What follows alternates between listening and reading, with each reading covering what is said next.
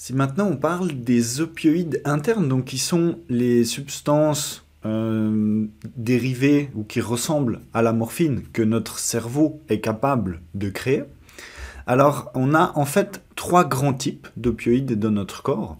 On a deux types qui sont des opioïdes vraiment antidouleurs, qui sont les encéphalines et les endorphines, qui sont les plus connus. Et on a un type d'opioïde qui est la dynorphine, qui, elle, va plutôt activer la douleur en activant la voie du stress au niveau de l'amygdale, notamment, et de l'hypothalamus.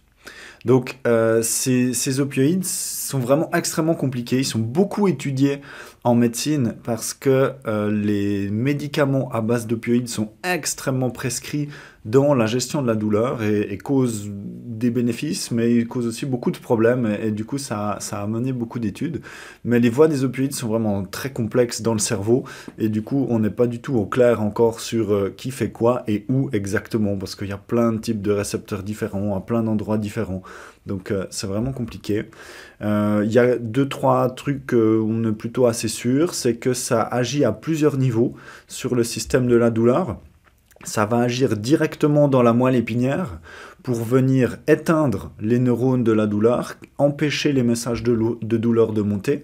Ça va venir diminuer notre cortex singulaire antérieur et l'amygdale, donc ce qui va permettre de calmer l'anxiété, de calmer la peur, de calmer un peu la dépression en lien avec la douleur, calmer les émotions.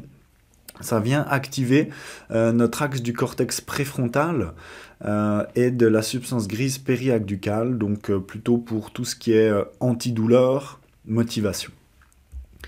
Ce qui est intéressant, c'est que les études montrent que les opioïdes, l'effet antidouleur est principalement en fait émotionnel. En diminuant le cortex singulaire antérieur, l'amygdale, et en réactivant notre cortex préfrontal, en fait, on va vraiment avoir une action importante sur toutes les aires émotionnelles et les circuiteries émotionnelles.